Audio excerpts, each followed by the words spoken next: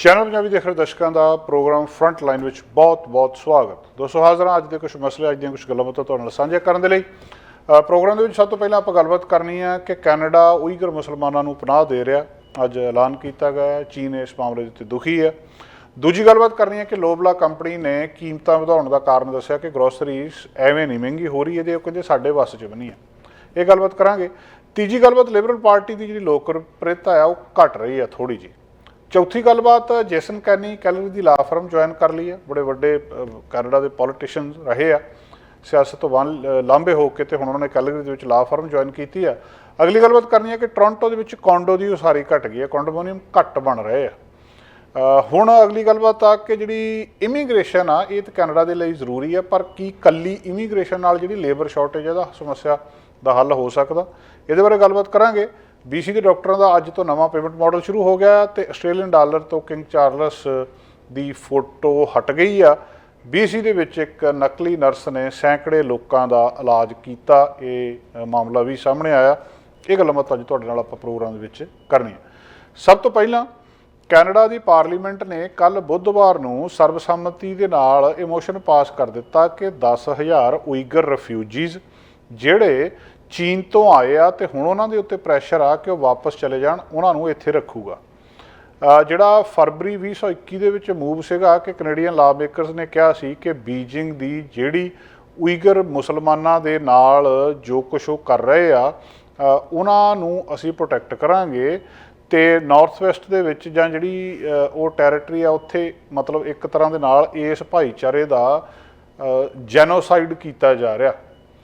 ਕੁਛ ਗਰੁੱਪ ਜਿਹੜੇ ਇਸ ਗੱਲ ਦੇ ਵਿੱਚ ਯਕੀਨ ਕਰਦੇ ਆ ਕਿ 1 ਮਿਲੀਅਨ ਦੇ ਕਰੀਬ ਉਈਗਰ ਤੇ ਦੂਜੀ ਮੁਸਲਿਮ ਮਾਈਨੋਰਿਟੀਜ਼ ਉੱਥੇ ਹੈਗੇ ਆ ਤੇ ਉਹਨਾਂ ਨੂੰ ਕੈਂਪਾਂ ਦੇ ਵਿੱਚ ਰੱਖਿਆ ਗਿਆ ਆ। ਚੀਨ ਨੂੰ ਇਹ ਵੀ ਕਿਹਾ ਜਾਂਦਾ ਕਿ ਇਹ ਦੋਸ਼ ਉਹਦੇ ਉੱਤੇ ਵੀ ਲੱਗਦੇ ਆ ਕਿ ਇਹ ਜਿਹੜੇ ਮੁਸਲਮਾਨ ਭਾਈਚਾਰਾ ਆ ਉੱਥੇ ਰਹਿ ਰਿਹਾ ਆ ਚੀਨ ਦੇ ਵਿੱਚ, ਉਹਨਾਂ ਦੀਆਂ ਔਰਤਾਂ ਨੂੰ ਵੀ ਇਹ ਕਹਿ ਲਓ ਕਿ ਉਹਨਾਂ ਦੇ ਨਾਲ ਗਲਤ ਕੰਮ ਕਰਕੇ ਕਿ ਉਹ ਬੱਚੇ ਹੀ ਨਾ ਪੈਦਾ ਕਰ ਸਕਣ ਅੱਗਿਓਂ, ਇਸ ਤਰੀਕੇ ਨਾਲ ਉਹਨਾਂ ਨਾਲ ਮਤਲਬ ਫੋਰਸੀਬਲੀ ਸਟਰਲਾਈਜ਼ ਕੀਤਾ ਜਾ ਰਿਹਾ ਉਹਨਾਂ ਨੂੰ, ਤੇ ਉਹਨਾਂ ਨੂੰ ਜ਼ਬਰਦਸਤੀ ਉਹਨਾਂ ਤੋਂ ਉੱਥੇ ਲੇਬਰ ਕਰਾਈ ਜਾਂਦੀ ਹੈ।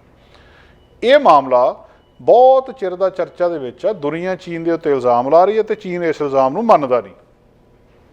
ਉਹ ਕਹਿੰਦੇ ਆ ਕਿ ਇਸ ਖੇਤਰ ਦੇ ਵਿੱਚ ਅਸੀਂ ਇਹਨਾਂ ਲੋਕਾਂ ਨੂੰ ਟ੍ਰੇਨਿੰਗ ਦੇ ਰਹੇ ਹਾਂ, ਵੀ ਇਹਨਾਂ ਨੂੰ ਅਸੀਂ ਦੱਸ ਰਹੇ ਹਾਂ, ਕਿੱਤੇ ਸਿਖਾ ਰਹੇ ਹਾਂ, ਕੰਮ ਸਿਖਾ ਰਹੇ ਹਾਂ, ਜਾਂ ਉਹਨਾਂ ਨੂੰ ਅਸੀਂ ਟ੍ਰੇਨਿੰਗ ਦੇ ਕੇ ਇਹਨਾਂ ਨੂੰ ਰਹਿਣ ਦੇ ਯੋਗ ਬਣਾ ਰਹੇ ਹਾਂ। ਤੇ ਦੂਜੇ ਪਾਸੇ ਉਹ ਕਹਿੰਦੇ ਆ ਕਿ ਸਾਡਾ ਸਾਰਾ ਕਲਚਰ, ਸਾਡਾ ਸਾਰਾ ਕੁਝ ਖਤਮ ਕਰਕੇ ਤੇ ਸਾਨੂੰ ਜ਼ਬਰਦਸਤੀ ਇਹ ਲੇਬਰ ਕਰਾ ਰਹੇ ਆ। ਚੀਨ ਦੇ ਵਿੱਚੋਂ ਜਿਹਦੇ ਕੋਲੋਂ ਨਿਕਲ ਹੁੰਦਾ ਉਹ ਭੱਜ ਕੇ ਨਿਕਲ ਰਿਹਾ ਆ, ਤੇ ਕਈ ਲੱਖਾਂ ਹੀ ਇਹ ਉਈਗਰ ਮੁਸਲਮਾਨ ਜਿਹੜੇ ਨੇ ਉੱਥੋਂ ਨਿਕਲ ਕੇ ਬਾਹਰ ਆ ਚੁੱਕੇ ਆ, ਤੇ ਕੈਨੇਡਾ ਦੇ ਵਿੱਚ ਵੀ ਬਹੁਤ ਸਾਰੇ ਇੱਥੇ ਪਹੁੰਚੇ ਆ।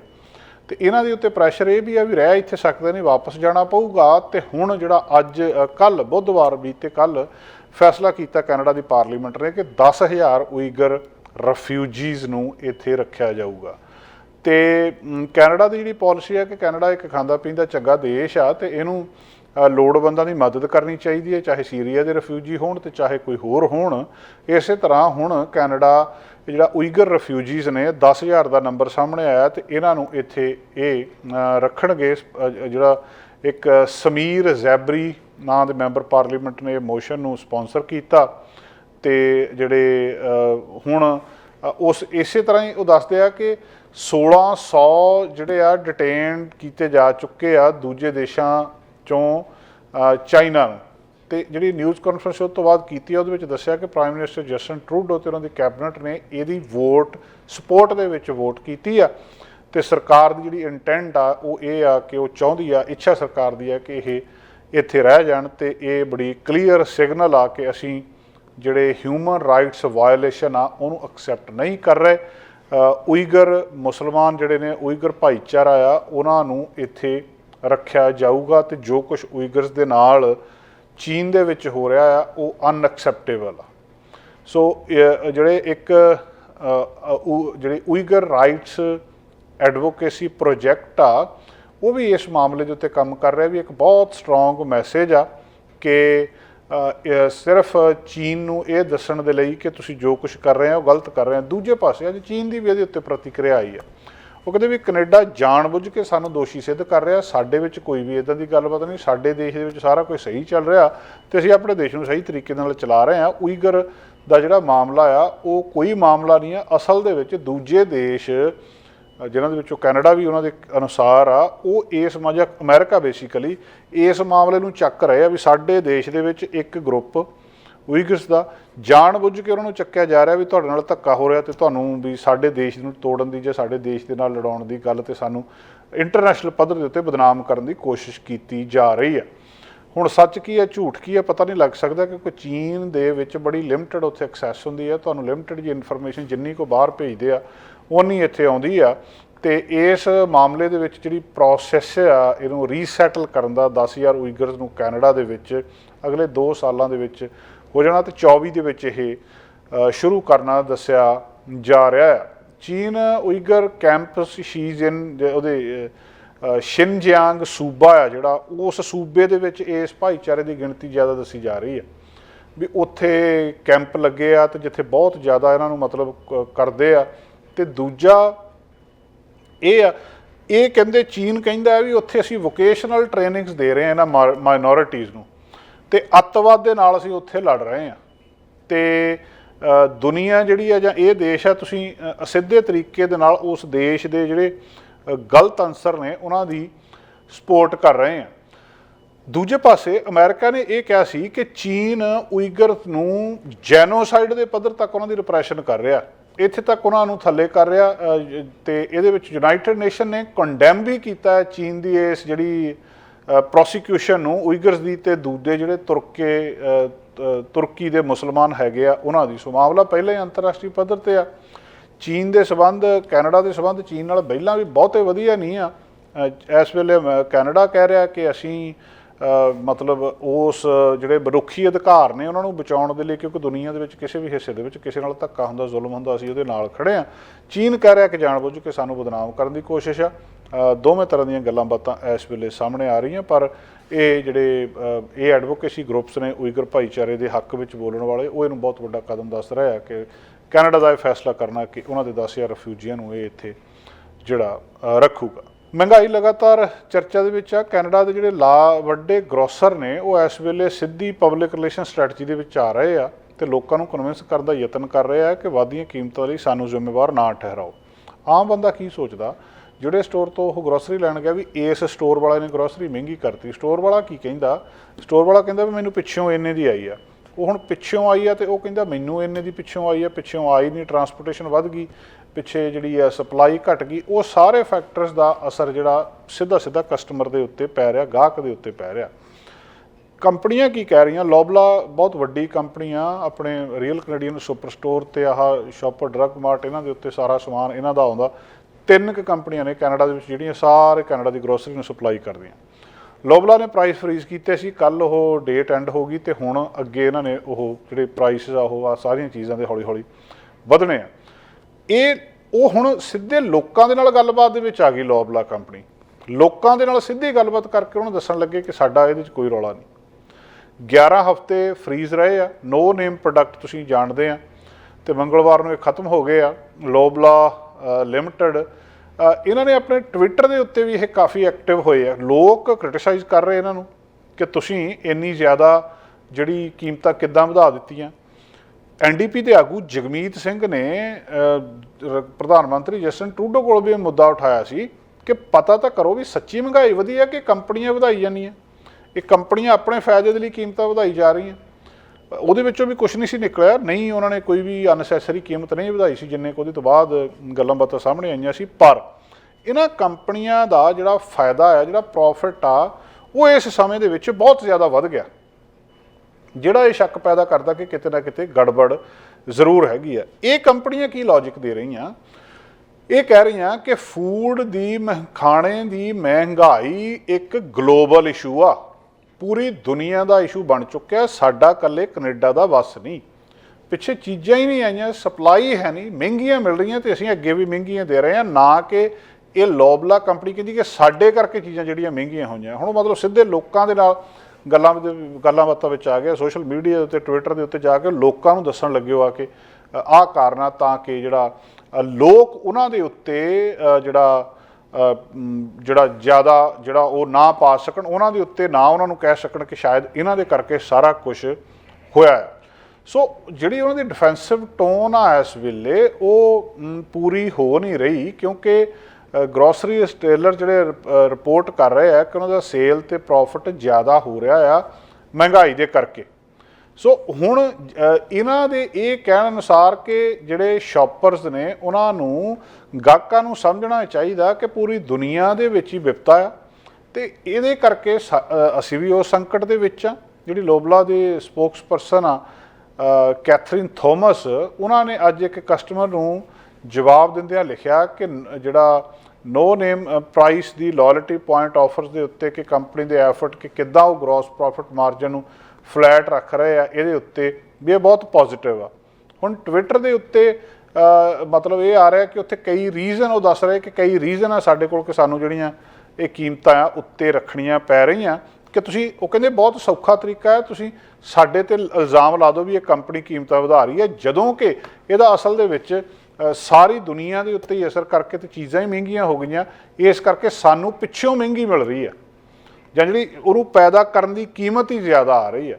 ਇੰਟਰਸਟਿੰਗ ਗੱਲ ਇਹ ਆ ਕਿ ਜਿਹੜਾ ਕਿਸਾਨ ਆ ਉਹਨੂੰ ਉਨੀ ਚੀਜ਼ ਨਹੀਂ ਵਧੀ, ਫਿਰ ਜਿਹੜਾ ਕਿਸਾਨ ਪੈਦਾ ਕਰ ਰਿਹਾ ਸਾਰਾ ਕੁਛ, ਉਹਦੇ ਕੋਲ ਵੀ ਤਾਂ ਇਹਦੀਆਂ ਕੀਮਤਾਂ ਉਨੀਆਂ ਜ਼ਿਆਦਾ ਵਧੀਆਂ ਹੋਣੀਆਂ ਚਾਹੀਦੀਆਂ, ਉੱਥੇ ਨਹੀਂ ਵਧੀਆਂ, ਵਿੱਚ ਵਿਚਾਲੇ ਵੱਧ ਗਈਆਂ। ਤੇ ਇਲਜ਼ਾਮ ਇੱਕ ਦੂਜੇ 'ਤੇ ਲਾ ਰਿਹਾ ਵੀ ਅਸੀਂ ਨਹੀਂ ਵਧਾਈਆਂ, ਕਿਹਨੇ ਵਧਾਈਆਂ ਅਜੇ ਤੱਕ ਪਤਾ ਨਹੀਂ, ਪਰ ਕੀਮਤਾਂ ਜਿਹੜੀਆਂ ਇੰਨੀਆਂ ਜ਼ਿਆਦਾ ਵੱਧ ਚੁੱਕੀਆਂ ਆ। ਤੇ ਇੱਕ ਇਹਨਾਂ ਦੇ ਕੋਲ ਜਿਹੜਾ ਲਾ ਪਾ ਕੇ ਗੱਲ ਜਿਹੜੀ ਦੱਸਦੇ ਆ ਵੀ ਕਿ ਜਿਹੜਾ ਜੀਓਪੋਲੀਟੀਕਲ ਫੈਕਟਰ ਆ ਬਹੁਤ ਵੱਡਾ ਉਧਰਲੇ ਪਾਸੇ ਯੂਕਰੇਨ ਦਾ ਤੇ ਰੂਸ ਦੀ ਲੜਾਈ ਦਾ, ਕਿ ਉਧਰੋਂ ਜੋ ਕੁਛ ਆਉਂਦਾ ਸੀ ਉਹ ਸਪਲਾਈ ਖਤਮ ਹੋ ਗਈ, ਤੇ ਇਸ ਕਰਕੇ ਉਹਦੇ 'ਤੇ ਅਸਰ ਪੈ ਗਿਆ, ਤੇ ਜਿਹੜਾ ਗੈਸ ਪ੍ਰਾਈਸ ਸੀਗੀਆਂ ਉਹ ਮਹਿੰਗੀਆਂ ਹੋਈਆਂ, ਇਸ ਕਰਕੇ ਢੋਆ ਢੁਆਈ ਸਾਰਾ ਕੁਛ ਇਹਦਾ ਫਰਕ ਪੈ ਗਿਆ ਆ, ਤੇ ਇਹ ਇੱਕ ਕਾਰਨ ਵੱਡਾ ਬਣਿਆ ਆ ਇਸ ਚੀਜ਼ ਦਾ। ਸੋ ਹਜੇ ਵੀ ਕਹਿੰਦੇ ਆ ਕਿ ਜਿੰਨੀਆਂ ਕੀਮਤਾਂ ਵਧੀਆਂ ਆ ਉਹ ਕੀਮਤਾਂ ਅਜੇ ਵੀ ਉਨੀਆਂ ਨਹੀਂ, ਇਹ ਵਧਣੀਆਂ ਹਜੇ। ਜਿਹੜਾ ਵਰਲਡ ਇਕਨੋਮਿਕ ਫੋਰਮ ਡੈਵੋਸ ਸਵਿਟਜ਼ਰਲੈਂਡ ਦੇ ਵਿੱਚ ਪਿਛਲੇ ਮਹੀਨੇ ਦੇ ਵਿੱਚ ਹੋਇਆ ਸੀ, ਉੱਥੇ ਉਹਨਾਂ ਦੇ ਚੀਫ ਐਗਜ਼ੀਕਿਊਟਿਵ ਆਫਿਸਰ ਜਿਹੜੇ ਹੈਗੇ ਆ ਕੰਜ਼ਿਊਮਰ ਗੁੱਡ ਜਾਇੰਟ ਯੂਨੀਲੀਵਰ ਦੇ, ਉਹਨਾਂ ਨੇ ਦੱਸਿਆ ਸੀ ਕਿ ਇੰਡਸਟਰੀ ਦੇ ਵਿੱਚ ਹਜੇ ਵੀ ਇਹ ਪੀਕ ਪ੍ਰਾਈਸਿਸ ਦੇ ਉੱਤੇ ਨਹੀਂ ਪਹੁੰਚੇ। ਇਹਦਾ ਮਤਲਬ ਇਹ ਅਜੇ ਵੀ ਕੀਮਤਾਂ ਉੱਤੇ ਜਾਣੀਆਂ ਆ। ਤੇ ਜਿਹੜੀ ਕੈਨੇਡਾ ਫੈਡਰੇਸ਼ਨ ਆਫ ਇੰਡੀਪੈਂਡੈਂਟ ਗਰੋਸਰ ਆ, ਉਹਨਾਂ ਨੇ ਕੱਲ੍ਹ ਕਨਫਰਮ ਕੀਤਾ ਹੈ ਕਿ ਜਿਹੜਾ PepsiCo on potato chips manufacture ਹੈਗੇ ਆ ਫਰੀਟੋ ਲੇ, ਉਹਨਾਂ ਨੇ ਪ੍ਰਾਈਸ ਇਨਕਰੀਜ਼ ਇੰਪੋਜ਼ ਕਰ ਦਿੱਤੇ ਆ ਕਈ ਆਪਣੇ ਸਟੋਰਾਂ ਦੇ ਉੱਤੇ ਇਸ ਹਫ਼ਤੇ।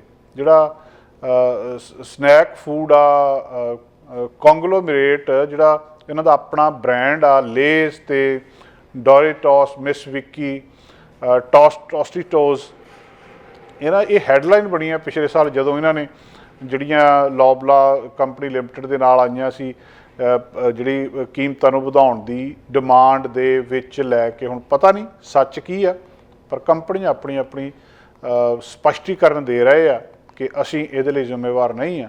ਪੂਰੀ ਦੁਨੀਆ ਦੇ ਵਿੱਚ ਇਹ ਸਮੱਸਿਆ ਬਣੀ ਹੈ ਤੇ ਜਿਹਦੇ ਤੋਂ ਕੈਨੇਡਾ ਵੀ ਬਚ ਨਹੀਂ ਸਕਦਾ।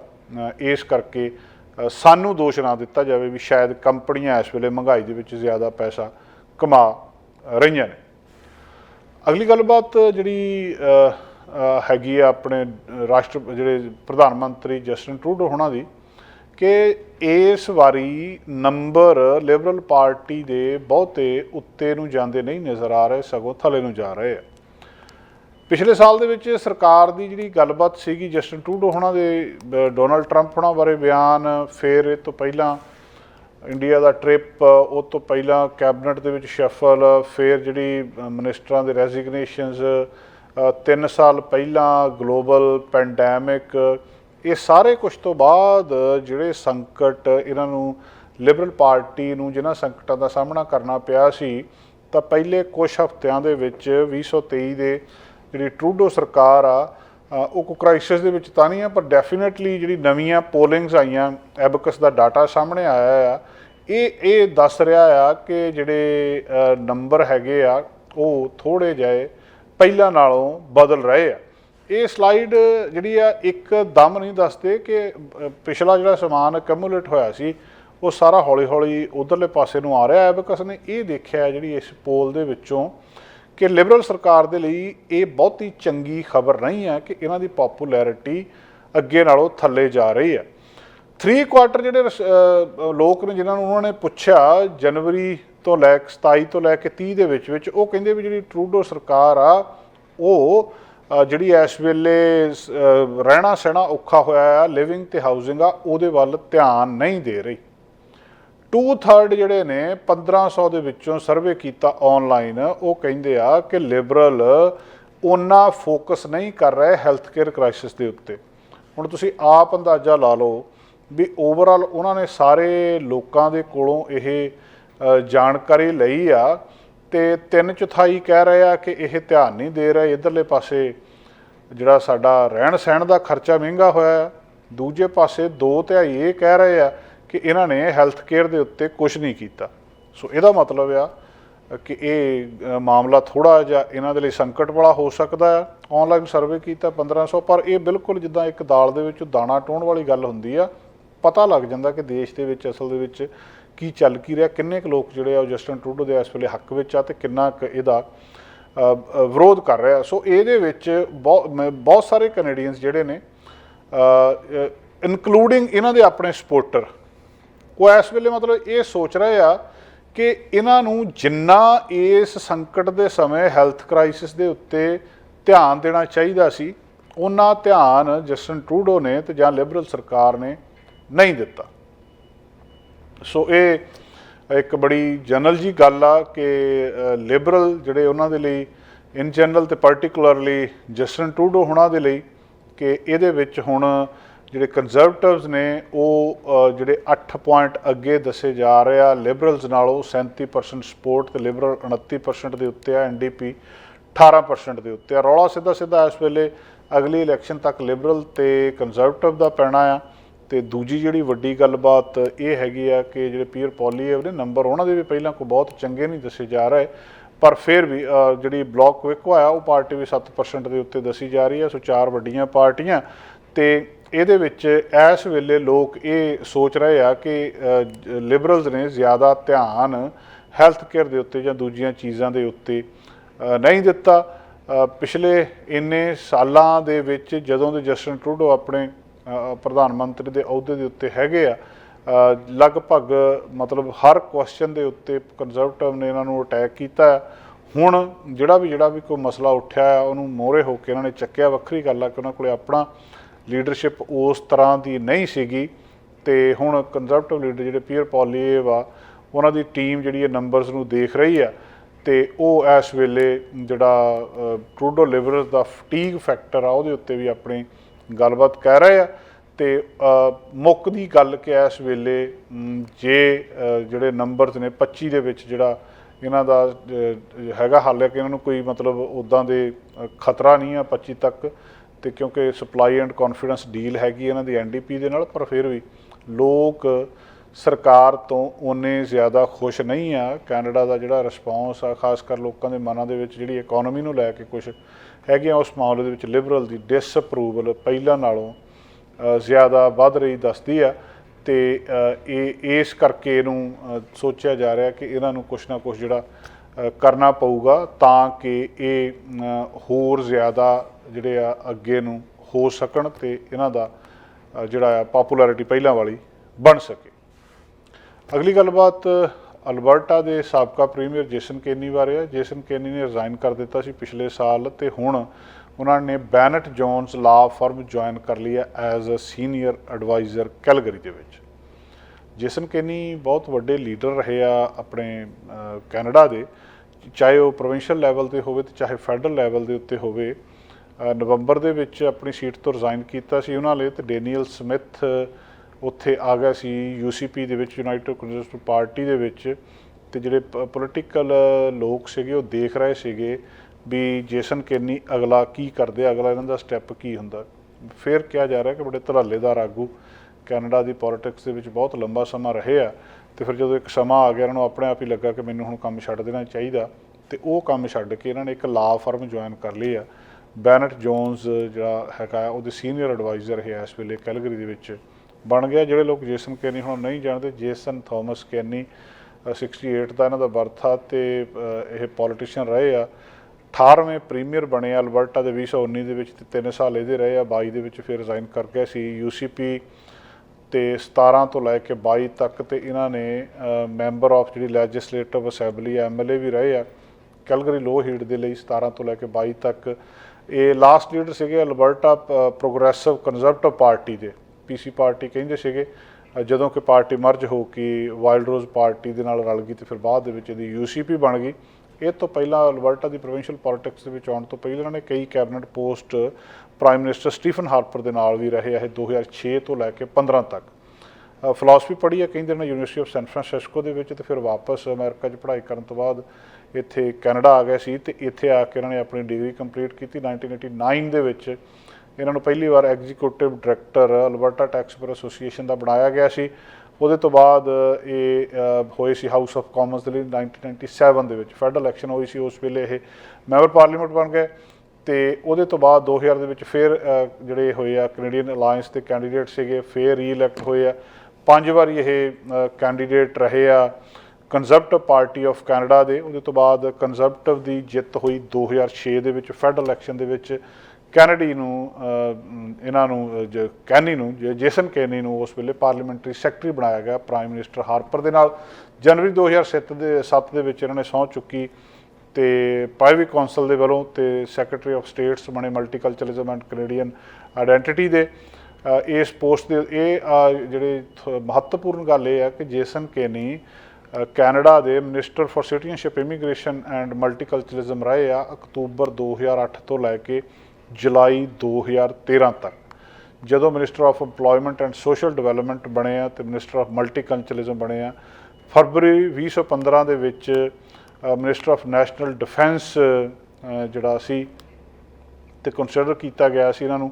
ਉਸ ਵੇਲੇ ਮਤਲਬ ਇਹ ਵੀ ਕਹਿੰਦੇ ਸੀ ਕਿ ਇਹ ਪਾਰਟੀ ਲੀਡਰ ਵੀ ਹੋਣਗੇ, ਤੇ ਜਦੋਂ ਕੰਜ਼ਰਵੇਟਿਵ ਪਾਰਟੀ ਫਿਰ ਉਹਦੇ ਤੋਂ ਬਾਅਦ 15 ਦੇ ਵਿੱਚ ਥੱਲੇ ਗਈ ਆ ਤੇ ਜਿਹੜੇ ਹਾਰਪਰ ਆ ਉਹਨਾਂ ਨੇ ਰਿਜ਼ਾਈਨ ਕਰ ਦਿੱਤਾ ਸੀ। ਜੇਸਨ ਕੈਨੀ ਇੱਥੇ ਇਹ ਵੀ ਗੱਲ ਦੇਖਣ ਵਾਲੀ ਆ ਕਿ ਇਹ ਕੈਨੇਡਾ ਦੀ ਬਿਊਟੀ ਆ ਜਾਂ ਇਹਨਾਂ ਦੇਸ਼ਾਂ ਦੀ ਬਿਊਟੀ ਆ ਕਿ ਲੋਕ ਇਸ ਤਰ੍ਹਾਂ ਆਪਣੇ ਆਪ ਰਿਟਾਇਰ ਹੋ ਜਾਂਦੇ ਆ, ਤੇ ਰਿਟਾਇਰ ਹੋਣ ਤੋਂ ਬਾਅਦ ਕੋਈ ਨਾ ਕੋਈ ਆਪਣੀ ਹੋਰ ਨੌਕਰੀ ਕਰਨੀ ਸ਼ੁਰੂ ਕਰ ਦਿੰਦੀ ਹੈ। ਜਿੱਦਾਂ ਕਿ ਇਹਨਾਂ ਨੇ ਜੇਸਨ ਕੈਨੀ ਨੇ ਕਦੇ ਇਮੀਗ੍ਰੇਸ਼ਨ ਮਿਨਿਸਟਰ ਰਹੇ, ਲੀਡਰਸ਼ਿਪ ਦੇ ਆਗੂ, ਮਤਲਬ ਪਹਿਲੇ ਜਿਹੜੇ 2-4 ਬੰਦੇ ਕੰਜ਼ਰਵੇਟਿਵ ਪਾਰਟੀ ਦੇ ਸੀਗੇ ਉਹਨਾਂ ਦੇ ਵਿੱਚ ਇੱਕ ਜੇਸਨ ਕੈਨੀ ਸੀਗੇ। ਫਿਰ ਪ੍ਰੀਮੀਅਰ ਆ ਕੇ ਮੁੜ ਕੇ ਇੱਧਰ ਜਦੋਂ ਅਲਬਰਟਾ ਦੇ ਵਿੱਚ ਪ੍ਰੋਵਿੰਸ ਦੇ ਵਿੱਚ ਆ ਗਏ ਆ ਤੇ ਉੱਥੇ ਇਹਨਾਂ ਨੇ ਜਿਸ ਤਰੀਕੇ ਦੇ ਨਾਲ ਕੰਮਕਾਰ ਕੀਤਾ 19 ਸਾਲ ਹਾਊਸ ਆਫ ਕਾਮਨਸ ਦੇ ਵਿੱਚ 19 ਸਾਲ ਤੋਂ ਵੀ ਜ਼ਿਆਦਾ ਸਮਾਂ ਲਾਇਆ, ਤੇ ਹੁਣ ਇਹ ਆਪਣੇ ਇਸ ਇਹਨਾਂ ਨੇ ਆ ਕੇ ਆਪਣਾ ਰਿਜ਼ਾਈਨ ਕਰਕੇ ਤੇ ਇੱਥੇ ਆ ਗਏ ਆ। ਤੇ ਇੱਕ ਵੱਡਾ ਮੂਵ, ਬਹੁਤ ਸਾਰੀ ਨਿਗਾਹ ਇਹਨਾਂ ਦੇ ਉੱਤੇ ਟਿਕੀ ਸੀ। ਕੁਝ ਲੋਕ ਇਹ ਕਹਿੰਦੇ ਸੀ ਕਿ ਦੁਬਾਰਾ ਫੈਡਰਲ ਪੋਲੀਟਿਕਸ ਦੇ ਵਿੱਚ ਜਾ ਸਕਦੇ ਆ, ਤੇ ਇਹਨਾਂ ਨੇ 19 ਦੇ ਵਿੱਚ ਅਲਬਰਟਾ ਜਨਰਲ ਇਲੈਕਸ਼ਨ ਦੇ ਵਿੱਚ ਜਿਹੜੀ ਇਨਕਿਊਬੈਂਟ ਇਹਨਾਂ ਦੀ ਪ੍ਰੀਮੀਅਰ ਸੀਗੀ ਰੇਚਲ ਨੋਟਲੀ, ਉਹਨਾਂ ਨੂੰ NDP ਦੀ ਉਹਨੂੰ ਬੀਟ ਕੀਤਾ ਸੀ। ਕ੍ਰਿਟਿਸਿਜ਼ਮ ਵੀ ਬਹੁਤ ਹੋਇਆ ਸੀ ਇਹਨਾਂ ਦਾ ਕੋਵਿਡ-19 ਦੀ ਜਿਹੜੀ ਪੈਂਡੈਮਿਕ ਦੇ ਵਿੱਚ ਕਿੱਦਾਂ ਉਹਨੂੰ ਹੈਂਡਲ ਕੀਤਾ ਸੀ ਉਸ ਮਾਮਲੇ ਦੇ ਵਿੱਚ, ਪਰ ਇਹਨਾਂ ਦਾ ਕਾਫੀ ਵੱਡਾ ਨਾਂ ਇੱਧਰਲੇ ਪਾਸੇ। ਔਰ ਇਹ ਜਿਹੜੇ ਆ ਬਹੁਤ ਵਾਰੀ ਇੱਦਾਂ ਹੁੰਦਾ, ਜਿਹੜੇ ਮਤਲਬ ਬਹੁਤ ਸਾਰੇ ਲੀਡਰ ਜਾਂ ਲੋਕ ਨੇ ਜਿਹੜੇ ਉਹ ਇੱਦਾਂ ਇਹਨਾਂ ਲਾ ਫਰਮਾਂ ਦੇ ਵਿੱਚ ਸੀਨੀਅਰ ਐਡਵਾਈਜ਼ਰ ਇਹਦੇ ਤੋਂ ਬਾਅਦ ਬਣ ਜਾਂਦੇ ਆ। ਕਈ ਸਾਡੇ ਜਿਹੜੇ ਸਾਬਕਾ ਪ੍ਰਧਾਨ ਮੰਤਰੀ ਨੇ ਉਹ ਵੀ ਇਸੇ ਤਰ੍ਹਾਂ ਜੌਬਸ ਕਰਦੇ ਆ ਜਾਂ ਸੀਨੀਅਰ ਐਡਵਾਈਜ਼ਰ ਇਹਨਾਂ ਫਰਮ ਦੇ ਵਿੱਚ ਬਣ ਜਾਂਦੇ ਆ। ਜਿਹੜੇ former federal conservative party John Baird, Bennett Jones ਜਾਂ ਫਾਰਮਰ ਪੋਲੀਟੀਸ਼ੀਅਨ ਜਿਹੜੇ ਇਹਨਾਂ ਦੀ ਫਰਮ ਦੇ ਵਿੱਚ ਜਿੱਥੇ ਇਹ ਗਏ ਆ, ਸਾਡੇ ਬ੍ਰਿਟਿਸ਼ ਕੋਲੰਬੀਆ ਦੀ premier Christie Clark, John mainly ਜਿਨ੍ਹਾਂ ਨੇ ਕੰਮ ਕੀਤਾ ਉਹ ਵੀ ਇਹਦੇ ਵਿੱਚ ਹੀ ਦੱਸੇ ਜਾ ਰਹੇ ਆ। ਸੋ ਇੱਕ ਵੱਡੀ ਗੱਲਬਾਤ ਜਿੱਥੇ ਪੋਲੀਟੀਕਲ ਲੋਕ ਦੇਖ ਰਹੇ ਸੀ ਇਹ ਹੁਣ ਕਿੱਧਰ ਨੂੰ ਜਾਂਦੇ ਆ, ਰਿਜ਼ਾਈਨ ਕਰਨ ਤੋਂ ਬਾਅਦ ਕੀ ਕਰਦੇ ਆ, ਤਾਂ ਜੇਸਨ ਕੈਨੀ ਨੇ ਕੈਲਗਰੀ ਦੇ ਵਿੱਚ ਇੱਕ ਲਾ ਫਰਮ ਜੁਆਇਨ ਕਰ ਲਈ। ਘਰਾਂ ਦੀ ਮਾਰਕੀਟ ਬਾਰੇ ਗੱਲਬਾਤ, ਟੋਰਾਂਟੋ ਰੀਜਨ ਦੇ ਵਿੱਚ ਕੌਂਡੋਜ਼ ਦੀ ਕੰਸਟਰਕਸ਼ਨ ਦੱਸਦੇ ਆ ਕਿ ਘਟ ਗਈ ਆ 15 ਸਾਲਾਂ ਦੇ ਵਿੱਚ ਪਹਿਲੀ ਵਾਰੀ ਇਹ ਦੇਖਣ ਨੂੰ ਮਿਲੀ ਹੈ। ਸੈਕੰਡ ਹਾਫ ਦੇ ਵਿੱਚ 2022 ਦੇ ਜਿਹੜੀ ਗਿਣਤੀ ਆ ਉਹ ਘਟੀ ਹੈ GTA ਡਿਵੈਲਪਮੈਂਟ ਦੇ ਹਿਸਾਬ ਦੇ ਨਾਲ। ਸੇਲ ਵੀ ਘਟੀ ਆ 68% ਐਨੂਅਲੀ ਜਿਹੜੀ ਹੈ ਜੁਲਾਈ ਤੋਂ ਲੈ ਕੇ ਦਸੰਬਰ ਤੱਕ, ਤੇ ਸੇਮ ਪੀਰੀਅਡ 2021 ਦੇ ਵਿੱਚ ਜੇਕਰ ਦੇਖਿਆ ਜਾਵੇ। ਸੋ ਸਲੋਐਸਟ ਸੈਕੰਡ ਹਾਫ ਦੱਸਿਆ ਜਾ ਰਿਹਾ ਆ ਇਹ ਇਸ ਪੀਰੀਅਡ ਦਾ। ਫਾਈਨੈਂਸ਼ੀਅਲ ਕ੍ਰਾਈਸਿਸ ਜਦੋਂ 2008 ਤੋਂ ਬਾਅਦ ਆਇਆ ਉਹਦੇ ਤੋਂ ਲੈ ਕੇ ਹੁਣ ਤੱਕ ਦਾ। ਜਦੋਂ ਘਰਾਂ ਦੀ ਮਾਰਕੀਟ ਦੇ ਵਿੱਚ ਤਬਦੀਲੀ ਆਉਂਦੀ ਆ ਤਾਂ ਕਈ ਕਿਹੜੇ ਘਰ ਦੀਆਂ ਕੀਮਤਾਂ ਦੇ ਉੱਤੇ ਅਸਰ ਪੈ ਰਿਹਾ, ਇਹ ਗੱਲ ਬਹੁਤ ਮਹੱਤਵਪੂਰਨ ਹੁੰਦੀ ਹੈ ਕਿ ਕਿਹੜੀਆਂ ਸਿੰਗਲ ਫੈਮਿਲੀ ਜਿਹੜੇ ਡਿਟੈਚ ਹੋਮ ਨੇ ਉਹਨਾਂ ਦੇ ਉੱਤੇ ਅਸਰ ਵੱਡਾ ਪੈ ਰਿਹਾ, ਜਾਂ ਟਾਊਨ ਹਾਊਸ ਦੇ ਉੱਤੇ ਪੈ ਰਿਹਾ, ਕੌਂਡੋ ਦੇ ਉੱਤੇ ਪੈ ਰਿਹਾ, ਜਾਂ ਜਿਹੜੇ ਵੱਡੇ ਬਹੁਤ ਜ਼ਿਆਦਾ ਵੱਡੇ ਘਰ ਨੇ ਉਹਨਾਂ ਦੇ ਉੱਤੇ ਇਹ ਅਸਰ ਪੈ ਰਿਹਾ। ਕੌਂਡੋ ਦੀ ਕੰਸਟਰਕਸ਼ਨ ਘਟੀ ਆ, ਸੇਲ ਵੀ ਡਾਊਨ ਰਹੀ ਆ 30% ਓਵਰਆਲ 2022 ਦੇ ਵਿੱਚ, ਅਤੇ ਦੂਜਾ ਇਹਦੇ ਵਿੱਚ ਸਲੋ ਡਾਊਨ ਹੋਣਾ ਇਹਦੀ ਕੰਸਟਰਕਸ਼ਨ ਦੇ ਵਿੱਚ ਹੋਇਆ, ਤੇ ਜਿਹੜਾ ਅੱਗੇ ਜਾ ਕੇ ਅਸਰ ਇਹਦਾ ਪੈਣਾ ਦੱਸਿਆ ਜਾ ਰਿਹਾ ਹੈ। ਸਿਰਫ 2 ਪ੍ਰੋਜੈਕਟ ਲਾਂਚ ਹੋਏ ਆ, ਇਹਦਾ ਮਤਲਬ ਆ ਕਿ ਸ਼ਾਰਟੇਜ ਹੋ ਸਕਦੀ ਯੂਨਿਟਸ ਦੀ 3 ਤੋਂ 4 ਸਾਲਾਂ ਦੇ ਵਿੱਚ। ਇਸ ਸਮੇਂ ਜਿਹੜੀ ਓਨਟਾਰੀਓ ਸਰਕਾਰ ਆ ਉਹ ਆਪਣੇ ਐਫਰਟ ਲਾ ਰਹੀ ਆ ਪੂਰੇ ਕਿ 15 ਲੱਖ ਨਵੇਂ ਘਰ ਬਣਾਉਣੇ ਆ ਅਗਲੇ ਦਹਾਕੇ ਦੇ ਸ਼ੁਰੂ ਤੱਕ। ਜਿਹੜੇ ਅਰਬਨਾਈਜੇਸ਼ਨ ਪ੍ਰੈਜ਼ੀਡੈਂਟ ਆ ਉਹਨਾਂ ਨੇ ਜਾਣਕਾਰੀ ਦਿੱਤੀ ਹੈ। ਸਰਕਾਰ ਦੀ ਇੰਟੈਂਸ਼ਨ ਹੈਗੀ ਆ ਮਾਰਕੀਟ ਜਿਹੜੀ ਆ ਉਹਦੇ ਵਿੱਚ ਸਾਰਾ ਕੁਝ ਹੋਵੇ, ਪਰ ਕਈ ਫੈਕਟਰ ਜਿਹੜੇ ਜ਼ਿੰਮੇਵਾਰ ਬਣਦੇ ਨੇ ਇਸ ਚੀਜ਼ ਦੇ ਲਈ, ਤੇ ਜਿਹਦੇ ਕਰਕੇ ਇਹ ਮਾਰਕੀਟ ਦੇ ਵਿੱਚ ਉਹਨੇ ਨਹੀਂ ਆ ਰਹੇ ਜਾਂ ਮੰਗ ਘੱਟ ਸੀ, ਪਰ ਜਿਹੜੇ ਆਉਣ ਵਾਲੇ ਸਮੇਂ ਦੇ ਵਿੱਚ ਇਹਦਾ ਅਸਰ ਸਿੱਧਾ ਪੈਣਾ ਦੱਸਿਆ ਜਾ ਰਿਹਾ। ਐਵਰੇਜ ਪ੍ਰਾਈਸ ਇੱਕ ਨਵੇਂ ਕੌਂਡੋ ਦਾ 8% ਵਧਿਆ ਆ 2022 ਦੇ ਵਿੱਚ। ਚੌਥੇ ਕੁਆਰਟਰ ਦੇ ਵਿੱਚ ਥੋੜ੍ਹਾ ਜਿਹਾ 2% ਪ੍ਰਾਈਸ ਥੱਲੇ ਚਲਿਆ ਗਿਆ ਆ। ਜੇਕਰ ਪਰ ਸਕੁਅਰ ਫੀਟ ਦੇ ਬੇਸਿਸ ਦੇ ਉੱਤੇ ਦੇਖਿਆ ਜਾਵੇ ਤਾਂ $1329 ਪਰ ਸਕੁਅਰ ਫੀਟ ਦੇ ਦੱਸੇ ਗਏ ਆ। ਐਵਰੇਜ ਆਸਕਿੰਗ ਪ੍ਰਾਈਸ ਜਿਹੜਾ ਵਿਕਿਆ ਘਰ ਨਹੀਂ, ਅਨਸੋਲਡ ਨਿਊ ਕੌਂਡੋ, ਉਹਦੀ ਜਿਹੜੀ ਹੈਗੀ ਆ ਉਹ ਵੀ ਡਿਪ ਕਰ ਗਈ ਆ 1% ਕੁਆਰਟਰ ਓਵਰ ਕੁਆਰਟਰ ਪਿਛਲੇ ਸਾਲ ਦੇ ਆਖਰ ਵਿੱਚ। ਇਹ ਪਹਿਲਾਂ ਸੀਗੀ, ਮਤਲਬ ਆਸਕਿੰਗ ਪ੍ਰਾਈਸ ਜਿਹੜੀ ਸੀਗੀ ਪਹਿਲਾਂ ਇਹ $1443 ਪਰ ਸਕੁਅਰ ਫੁੱਟ ਦੱਸੀ ਜਾਂਦੀ ਸੀ, ਤੇ ਥਰਡ ਕੁਆਰਟਰ ਦੇ ਵਿੱਚ $1427 ਪਰ ਸਕੁਅਰ ਫੁੱਟ ਦੱਸੀ ਗਈ ਆ। ਸੋ ਇਹ ਪਹਿਲੇ ਜਿਹੜੀ ਸਮੇਂ ਤੋਂ ਇਹ ਥੱਲੇ ਨੂੰ ਗਈ ਆ। ਹੁਣ ਜਿਹੜੀ ਰੀਸੇਲ ਕੌਂਡੋ ਦੀ ਵੈਲਿਊ ਆ ਉਹ ਵੀ ਘਟੀ ਆ 3 ਕੁਆਰਟਰਸ ਦੇ ਵਿੱਚ। ਸੋ ਇਹ ਸਾਰਾ ਕੁਛ ਹੀ ਅਸਰ ਤੇ ਇਹਦਾ ਬੜਾ ਸਿੱਧੀ ਗੱਲ ਆ ਕਿ ਜਿਹੜੇ ਵਿਆਜ ਦਰਾਂ ਵਧੀਆਂ ਉਹਦੇ ਨਾਲ ਇਕੱਲੇ ਕੌਂਡੋ ਤੇ ਨਹੀਂ ਸਾਰੀਆਂ ਚੀਜ਼ਾਂ ਤੇ ਵੀ ਅਸਰ ਪਿਆ। ਪਰ ਹੁਣ ਮੰਨਿਆ ਇਹ ਜਾ ਰਿਹਾ ਸੀ ਕਿ ਜਿਹੜੇ ਨਵੇਂ ਬੰਦੇ ਨੇ ਪਹਿਲੀ ਵਾਰੀ ਘਰ ਲੈਣਾ ਉਹ ਸਭ ਤੋਂ ਪਹਿਲੇ ਉਹਦੇ ਵਿੱਚ ਸਟੈਪ ਕਰਦਾ ਕਿਸੇ ਕੌਂਡੋ ਦੇ ਵਿੱਚ ਜਾਂ ਟਾਊਨ ਹਾਊਸ ਦੇ ਵਿੱਚ, ਕਿਉਂਕਿ ਉਹ ਅਫੋਰਡੇਬਿਲਟੀ ਉਹਦੀ ਉੱਥੇ ਤੱਕ ਬਣਦੀ ਆ। ਇੱਧਰਲੇ ਪਾਸੇ ਇੱਦਾਂ ਸੋਚਿਆ ਜਾਂਦਾ ਸੀ ਵੀ ਇਹਦੀ ਸੇਲ ਜਿਹੜੀ ਆ ਉਹ ਵਧੂਗੀ। ਜਿਹੜੀ ਇੱਕ ਟਰਮ ਦੇ ਵਿੱਚ ਨਵੀਂ ਕੌਂਡੋ ਮਾਰਕੀਟ ਦੇ ਵਿੱਚ ਕਾਫੀ ਵੱਡੀ ਸਪਲਾਈ ਹੋਊਗੀ। 95,000 ਯੂਨਿਟ ਦੀ ਅੰਡਰ ਕੰਸਟਰਕਸ਼ਨ ਨੇ GTA ਦੇ ਵਿੱਚ, ਤੇ ਜਿਹੜਾ ਰੈਕਡ ਨੰਬਰ ਦੱਸਿਆ ਜਾ ਰਿਹਾ 25,406 ਅਪਾਰਟਮੈਂਟ ਰੈਡੀ ਫॉर ਆਕੂਪੈਂਸੀ ਹੋਣਗੇ ਇਸ ਸਾਲ। ਪਰ ਪਹਿਲੀ ਵਾਰੀ ਹੋਊਗਾ ਇੱਕ ਦਹਾਕੇ ਦੇ ਵਿੱਚ ਜਿਹੜੀ ਕੰਸਟਰਕਸ਼ਨ ਆ ਉਹ ਥੱਲੇ ਨੂੰ ਜਾਣੀ ਸ਼ੁਰੂ ਹੋਊਗੀ ਇਸ ਸਾਲ ਦੇ ਅੱਗੇ ਜਾ ਕੇ, ਕਿਉਂਕਿ ਸਿਰਫ ਪ੍ਰੋਜੈਕਟ ਹੀ ਕੁਛ ਲਾਂਚ ਹੋਏ ਆ। ਇਸ ਵੇਲੇ ਮਾਰਕੀਟ ਦੇ ਵਿੱਚ ਤਾਂ ਉਹੀ ਯੂਨਿਟ ਆ ਰਹੇ ਨੇ ਜਿਹੜੇ ਪਹਿਲਾਂ ਬਣਨੇ ਸ਼ੁਰੂ ਹੋਏ ਸੀ ਤੇ ਬਣ ਗਏ ਆ। ਹੁਣ ਕਿਉਂਕਿ ਕੰਸਟਰਕਸ਼ਨ ਰੁਕ ਗਈ ਆ ਤਾਂ ਇਹਦਾ ਅਸਰ ਆਉਣ ਵਾਲੇ ਸਮੇਂ ਦੇ ਵਿੱਚ ਪੈਣਾ ਦੱਸਿਆ ਜਾ ਰਿਹਾ ਹੈ। ਸੋ ਇਹ ਇੱਕ ਉੱਥੋਂ ਦੀ ਮਹੱਤਵਪੂਰਨ ਗੱਲਬਾਤ, ਉੱਥੋਂ ਦਾ ਫੋਰਕਾਸਟ। 7669 ਯੂਨਿਟ ਲਾਂਚ ਹੋਏ ਆ ਪ੍ਰੀ ਸੇਲ ਦੇ ਸੈਕੰਡ ਹਾਫ ਵਿੱਚ, ਲਾਸਟ ਆਖਰੀ 2022 ਦੇ 6 ਮਹੀਨਿਆਂ ਦੇ ਵਿੱਚ 7469, ਜਦੋਂ ਕਿ 16,227 ਯੂਨਿਟ ਮਾਰਕੀਟ ਦੇ ਵਿੱਚ ਆਏ ਸੀ ਪਹਿਲੇ ਹਾਫ ਦੇ ਵਿੱਚ। 48% ਘੱਟ ਆ ਇਹ 14,729 ਯੂਨਿਟ ਲਾਂਚ ਹੋਏ ਆ ਸੈਕੰਡ ਹਾਫ ਦੇ ਵਿੱਚ 2021 ਦੇ ਵਿੱਚ। ਇਹ ਵੀ ਇੱਕ ਗੱਲਬਾਤ ਦੱਸੀ ਜਾ ਰਹੀ ਹੈ। ਸੋ ਸਿੱਧਾ ਅਸਰ ਇਸ ਚੀਜ਼ ਦੇ ਉੱਤੇ ਪੈਂਦਾ ਨਜ਼ਰ ਆ ਰਿਹਾ। ਅਗਲੀ ਗੱਲਬਾਤ ਇਮੀਗ੍ਰੇਸ਼ਨ ਬਾਰੇ। ਕੱਲੀ ਇਮੀਗ੍ਰੇਸ਼ਨ ਨੇ ਲੇਬਰ ਮਾਰਕੀਟ ਦੀ ਸਮੱਸਿਆ ਹੱਲ ਨਹੀਂ ਕਰਨੀ, ਇਹ ਮਾਹਰ ਅੱਜ ਦੱਸ ਰਹੇ ਆ। ਐਕਸਪਰਟ ਇਹ ਕਹਿ ਰਹੇ ਆ ਕਿ ਕੈਨੇਡਾ ਦਾ ਹੀ ਪਲਾਨ ਆਉਣ ਵਾਲੇ ਸਮੇਂ ਦੇ ਵਿੱਚ ਇਮੀਗ੍ਰੇਸ਼ਨ ਵਧਾਉਣ ਦੇ ਨਾਲ ਕੁਝ ਪ੍ਰੈਸ਼ਰ ਤਾਂ ਲੇਬਰ ਮਾਰਕੀਟ ਦੇ ਉੱਤੋਂ ਹੋ ਜਾਊਗਾ, ਪਰ ਜ਼ਿਆਦਾ ਚੇਂਜਸ ਲਿਆਉਣ ਦੇ ਲਈ ਜਿਹੜੀ ਨਵੀਂ ਪਰਮਾਨੈਂਟ ਰੈਜ਼ੀਡੈਂਟ ਆ ਉਹਨੂੰ ਜੌਬ ਮਾਰਕੀਟ ਦੇ ਨਾਲ ਮੈਚ ਕਰਨਾ ਜ਼ਰੂਰੀ ਹੈ। ਕੈਨੇਡਾ ਦੇ ਵਿੱਚ ਇਮੀਗ੍ਰੇਸ਼ਨ ਜ਼ਰੂਰੀ ਆ ਜੌਬ ਮਾਰਕੀਟ ਦੀ ਸਮੱਸਿਆ ਨੂੰ ਹੱਲ ਕਰਨ ਦੇ ਲਈ। ਲੇਬਰ ਸ਼ਾਰਟੇਜ ਆ, ਹਰ ਫੀਲਡ ਦੇ ਵਿੱਚ ਲੋਕਾਂ ਦੀ ਕਮੀ ਆ ਜਿਹੜੀ ਇਮੀਗ੍ਰੇਸ਼ਨ ਦੇ ਨਾਲ ਪੂਰੀ ਹੋ ਸਕਦੀ ਆ ਜਾਂ ਕੀਤੀ ਜਾ ਰਹੀ ਆ। ਪਰ ਹੁਣ ਮਸਲਾ ਇਹ ਆ ਰਿਹਾ ਕਿ ਕੀ ਜਿਹੜੇ ਕੰਮ ਦੀਆਂ ਜੌਬਸ, ਜਿਹੜੇ ਫੀਲਡ ਦੇ ਵਿੱਚ ਨੌਕਰੀ ਆ, ਉਸ ਫੀਲਡ ਦੇ ਬੰਦੇ ਆ ਕੇ ਉਸ ਨੌਕਰੀ ਨੂੰ ਪੂਰਾ ਕਰ ਰਹੇ ਆ? ਇਹਦਾ ਜਵਾਬ ਨਾ ਦੇ ਵਿੱਚ ਆ। ਤੇ ਹੁਣ ਕਿਹਾ ਇਹ ਜਾ ਰਿਹਾ कि ਤੁਹਾਨੂੰ ਇਦਾਂ ਦੀ ਪਾਲਿਸੀ ਲਿਆਉਣੀ ਚਾਹੀਦੀ ਆ, ਬਹੁਤ ਵੱਡੀਆਂ ਤਬਦੀਲੀਆਂ ਆਪਣੀ ਪਾਲਿਸੀ ਦੇ ਵਿੱਚ ਕਰਨੀਆਂ ਪੈਣਗੀਆਂ ਤਾਂ ਕਿ ਜਿਹੜੇ ਨਵੇਂ ਪੀਆਰ ਇੱਥੇ ਹੋ ਰਹੇ ਆ ਉਹ ਉਹਨਾਂ ਨੌਕਰੀਆਂ ਦੇ ਨਾਲ ਮੈਚ ਕਰਦੇ ਹੋਣ। ਸਕਿਲਡ ਵਰਕਰ ਦੇ ਵਿੱਚ ਜੇਕਰ ਇੱਥੇ ਉਹ ਜਿਹੜੀ ਕੈਟਾਗਰੀ ਦੇ ਬੰਦੇ ਚਾਹੀਦੇ ਆ ਉਹ ਹੀ ਇੱਥੇ ਜ਼ਿਆਦਾ ਹੋਣ। ਅਨਐਮਪਲੋਇਮੈਂਟ ਰੇਟ ਇਸ ਵੇਲੇ ਇਤਿਹਾਸਕ ਤੌਰ 'ਤੇ ਘੱਟ ਆ, ਮਤਲਬ ਪਹਿਲਾਂ ਇੱਦਾਂ ਕਦੇ ਹੋਇਆ ਨਹੀਂ, ਹਿਸਟੋਰਿਕ ਲੋ ਆ। ਬਹੁਤ ਸਾਰੀਆਂ ਕੰਪਨੀਆਂ ਇਸ ਵੇਲੇ ਤਰਸੀਆਂ ਪਈਆਂ ਕਾਮਿਆਂ ਦੇ ਲਈ ਅਤੇ ਨਵੀਂ ਇਮੀਗ੍ਰੈਂਟਸ ਹੈਲਪ ਕਰ ਸਕਦੇ ਆ ਉਹਨਾਂ ਜੋਬਸ ਨੂੰ ਪੂਰੀਆਂ ਕਰਨ ਦੇ ਲਈ। ਕਈ ਜਿਹੜੀਆਂ ਇਮੀਗ੍ਰੇਸ਼ਨ ਲਾਜ਼ ਨੇ, ਜਿਹੜੇ ਗਰੁੱਪ ਨੇ ਉਹ ਇਹਨੂੰ ਦੱਸ ਰਹੇ ਆ ਕਿ ਇਸ ਤਰੀਕੇ ਦੇ ਨਾਲ ਇਹ ਹੋ ਸਕਦਾ। ਫੈਡਰਲ ਸਰਕਾਰ ਦੀ ਨਵੀਂ ਇਮੀਗ੍ਰੇਸ਼ਨ ਪਲਾਨ ਇਸ ਵੇਲੇ ਕਹਿ ਰਹੀ ਆ ਕਿ 1.45 ਮਿਲੀਅਨ ਔਨ ਪਰਮਾਨੈਂਟ ਰੈਜ਼ੀਡੈਂਟਸ ਅਗਲੇ 3 ਸਾਲਾਂ ਦੇ ਵਿੱਚ ਇਹਨਾਂ ਨੇ ਇੱਥੇ ਸੱਦਣੇ ਆ। ਪਹਿਲੇ ਸਾਲ 4,65,000, ਆ ਜਿਹੜਾ ਸਾਲ ਚੱਲ ਰਿਹਾ ਇਹਦੇ ਵਿੱਚ 4,65,000 ਸੱਦਣੇ ਆ ਅਤੇ 5 ਲੱਖ ਇਹ ਹੌਲੀ ਹੌਲੀ 25 ਤੱਕ ਪਹੁੰਚ ਜਾਣਗੇ ਅਤੇ 1.45 ਮਿਲੀਅਨ ਇਹਨਾਂ ਨੇ 3 ਸਾਲਾਂ ਦੇ ਵਿੱਚ ਟੀਚਾ ਆਪਣਾ ਪੂਰਾ ਕਰਨਾ ਹੈ। 3,41,000 2019 ਦੇ ਵਿੱਚ ਆਏ ਸੀ ਅਤੇ ਹੁਣ ਜਿਹੜੇ 20 ਮਤਲਬ ਲੋੜ ਇੰਨੀ ਆ ਕਿ 2019 ਦੇ ਵਿੱਚ ਇਹਨਾਂ ਨੇ 3,41,000 ਨੂੰ ਪੀ ਆਰ ਦਿੱਤੀ ਸੀ ਅਤੇ ਐਤਕੀ 4,65,000 ਨੂੰ ਪੀ ਆਰ ਦੇਣੀ ਆ।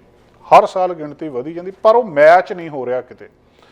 ਜਿਹੜੀ ਨੌਕਰੀ ਦੇ ਬੰਦੇ ਚਾਹੀਦੇ ਆ ਉਸੇ ਸਕਿੱਲ ਦੇ ਬੰਦੇ ਆ ਕੇ ਉਸੇ ਫੀਲਡ ਦੇ ਵਿੱਚ ਜਾਣਗੇ ਤਾਂ ਸਮੱਸਿਆ ਹੱਲ ਹੋ ਸਕਦੀ ਆ, ਨਹੀਂ ਤਾਂ ਸਮੱਸਿਆ ਹੱਲ ਨਹੀਂ ਹੋਣੀ। ਜਿਹੜੇ immigration refugee and citizenship Canada ਆ ਉਹਦੇ ਅਨੁਸਾਰ ਕਿ ਉਹਨਾਂ ਦੀ ਪਲਾਨ ਇਹ ਆ ਕਿ ਉਹ ਲੇਬਰ ਨੂੰ ਕੁਛ ਕੀ ਸੈਕਟਰ ਦੇ ਵਿੱਚ ਅਟਰੈਕਟ ਕਰ ਸਕਣ।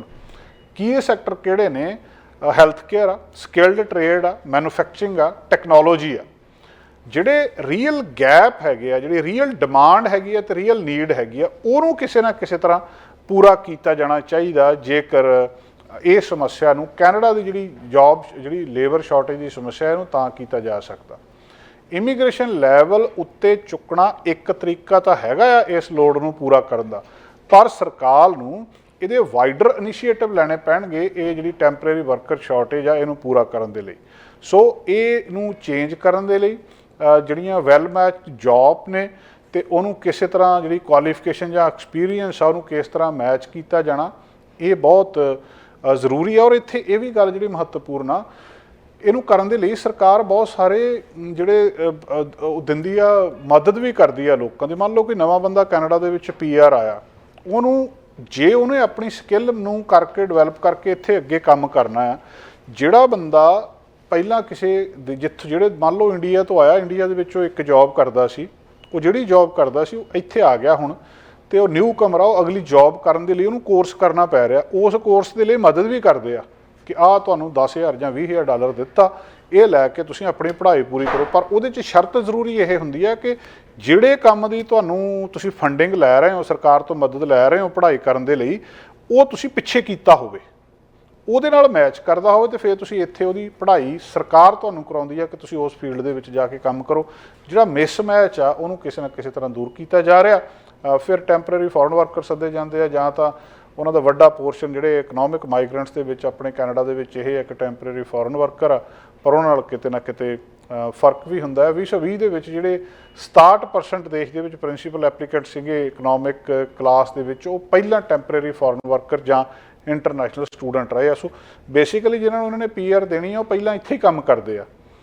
ਮਤਲਬ 67% ਉਹ ਬੰਦੇ ਸੀ ਜਿਹੜੇ ਜਾਂ ਤਾਂ ਇਕਨੋਮਿਕ ਕਲਾਸ ਦੇ ਵਿੱਚ ਇੱਥੇ ਸੀਗੇ ਟੈਂਪਰੇਰੀ ਫੋਰਨ ਵਰਕਰ, ਅਤੇ ਜਾਂ ਉਹ ਇੰਟਰਨੈਸ਼ਨਲ ਸਟੂਡੈਂਟ ਸੀਗੇ। ਅਤੇ ਪਰ ਇਹ ਪੋਰਸ਼ਨ ਕਹਿੰਦੇ ਟੈਂਪਰੇਰੀ ਵਰਕਰ ਦਾ ਜਿਹੜਾ ਜਾਂ ਇੰਟਰਨੈਸ਼ਨਲ ਸਟੂਡੈਂਟ ਦਾ ਛੋਟਾ ਆ। ਕੈਨੇਡਾ ਦੇ ਕੋਲ 7,77,000 temporary foreign worker permit holder ਸੀਗੇ 2021 ਦੇ ਵਿੱਚ। 6,22,000 ਇੰਟਰਨੈਸ਼ਨਲ ਸਟੂਡੈਂਟ ਜਿਹੜੇ ਆ ਉਹ ਸਾਲ ਦੇ ਵਿੱਚ ਦੱਸੇ ਜਾ ਰਿਹਾ।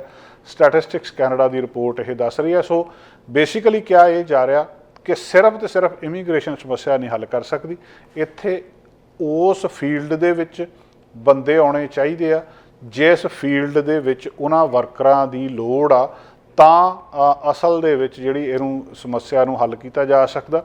ਕਈ ਵਾਰੀ ਲੋਕ ਕਹਿੰਦੇ ਵੀ ਨਹੀਂ ਇੱਥੇ ਤਾਂ ਨੌਕਰੀ ਹੈ ਨਹੀਂ, ਨੌਕਰੀ ਮਿਲਦੀ ਨਹੀਂ। ਅਨਐਮਪਲੋਇਮੈਂਟ ਰੇਟ ਇੱਥੇ ਇਸ ਵੇਲੇ ਹਿਸਟੋਰਿਕ ਲੋ ਆ। ਇਹ ਸਰਕਾਰ ਦੇ ਅੰਕੜੇ ਦੱਸ ਰਹੇ ਆ ਕਿ ਵਰਕਰ ਲੱਭ ਨਹੀਂ ਰਹੇ। ਕਿੰਨੇ ਖੇਤਰ ਨੇ, ਉਹਨਾਂ ਜਿਹੜੇ ਖੇਤਰ ਦੇ ਵਿੱਚ ਕਈ ਵਾਰੀ ਤੁਸੀਂ ਦੇਖਦੇ ਹੋ ਸਕਦਾ ਉਹਦੇ ਵਿੱਚ ਗਿਣਤੀ ਜ਼ਿਆਦਾ ਹੋਵੇ, ਪਰ ਓਵਰਆਲ ਕੈਨੇਡਾ ਦੇ ਵਿੱਚ ਨਹੀਂ ਇਹ ਵਰਕਰ ਹੈਗੇ ਕੰਮ ਵਾਲੇ ਬੰਦੇ, ਇਸੇ ਕਰਕੇ ਤੇ ਕੋਟਾ ਹਰ ਸਾਲ ਵਧਾ ਰਿਹਾ ਤੇ 1.5 ਮਿਲੀਅਨ ਦੇ ਕਰੀਬ ਬੰਦੇ ਇਹਨਾਂ ਨੇ ਆਉਣ ਵਾਲੇ 3 ਸਾਲਾਂ ਦੇ ਵਿੱਚ ਸੱਦਣੇ ਆ। ਉਹਦਾ ਕਾਰਨ ਇਹੀ ਆ ਕਿ ਇੱਥੇ ਕੰਮ ਕਰਨ ਦੇ ਲਈ ਜਿਹੜੇ ਬੰਦੇ ਨਹੀਂ ਆ, ਚਾਹੇ ਉਹ ਟੈਂਪਰੇਰੀ ਫੋਰਨ ਵਰਕਰ ਨੇ, ਚਾਹੇ ਇੰਟਰਨੈਸ਼ਨਲ ਸਟੂਡੈਂਟਸ ਨੇ, ਉਹਨਾਂ ਨੇ ਬਾਅਦ ਦੇ ਵਿੱਚ ਇੱਥੇ PR ਹੋਣਾ ਆ। ਪਰ ਇਹਨੂੰ ਕਿਹਾ ਜਾ ਰਿਹਾ ਕਿ ਮੈਚ ਘੱਟੋ ਘੱਟ ਉਹਦੇ ਨਾਲ ਕੀਤਾ ਜਾਵੇ ਕਿ ਜਿਹੜੇ ਫੀਲਡ ਦੇ ਵਿੱਚ ਲੋੜ ਆ ਤੇ ਜਿਹੜੇ ਫੀਲਡ ਦੇ ਵਿੱਚ ਬੰਦੇ ਆ ਰਹੇ।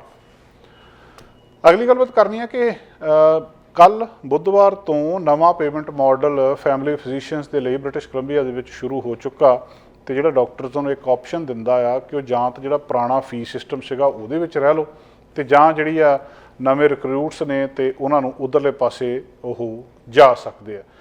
ਡਾਕਟਰਾਂ ਦੀ ਬਹੁਤ ਵੱਡੀ ਸਮੱਸਿਆ ਬ੍ਰਿਟਿਸ਼ ਕੋਲੰਬੀਆ ਦੇ ਵਿੱਚ, BC ਦੇ ਵਿੱਚ ਕੀ ਪੂਰੇ ਕੈਨੇਡਾ ਦੇ ਵਿੱਚ ਹੀ ਡਾਕਟਰਾਂ ਦੀ ਬਹੁਤ ਵੱਡੀ ਸਮੱਸਿਆ। ਉਹ ਸਮੱਸਿਆ ਨੂੰ ਹੱਲ ਕਰਨ ਦੇ ਲਈ ਸਰਕਾਰ ਕੋਈ ਯਤਨ ਕਰ ਰਹੀ ਆ। ਸਮੱਸਿਆ ਇਹ ਆ ਤੇ ਉਹਦਾ ਕਾਰਨ ਇਹ ਦੱਸਿਆ ਜਾ ਰਿਹਾ ਸੀ, ਜਿਹੜੇ ਡਾਕਟਰ ਦੱਸਦੇ ਆ ਉਹ ਕਹਿੰਦੇ ਵੀ ਸਾਨੂੰ ਬਚਦਾ ਕੁਛ ਨਹੀਂ, ਇਹਦੇ ਵਿੱਚੋਂ ਹੈਡੇਕ ਜ਼ਿਆਦਾ ਆ ਤੇ ਜਿਹੜਾ ਸਿਸਟਮ ਸਰਕਾਰ ਨੇ ਜਿਸ ਤਰੀਕੇ ਦਾ ਕੀਤਾ, ਜਿਹਨੂੰ ਓਲਡ ਫੀਸ ਸਿਸਟਮ ਕਹਿੰਦੇ ਆ, ਕਿ ਸਾਨੂੰ ਹੋਰ ਕੰਮ ਜ਼ਿਆਦਾ ਕਰਨੇ ਪੈਂਦੇ ਆ ਤੇ ਜਿਹੜਾ ਮਤਲਬ ਅਸਲੀ ਕੰਮ ਆ ਉੱਧਰ ਸਾਡਾ ਧਿਆਨ ਘੱਟ ਹੁੰਦਾ ਆ ਜਾਂ ਉੱਧਰ ਓਨਾ ਧਿਆਨ ਨਹੀਂ ਦੇ ਸਕਦੇ, ਪਰ ਉਹਨਾਂ ਨੂੰ ਉਹ ਸਾਰੀ ਖੇਚਲ ਦੇ ਵਿੱਚੋਂ ਓਨਾ ਕੁਛ ਬਚ ਨਹੀਂ ਰਿਹਾ।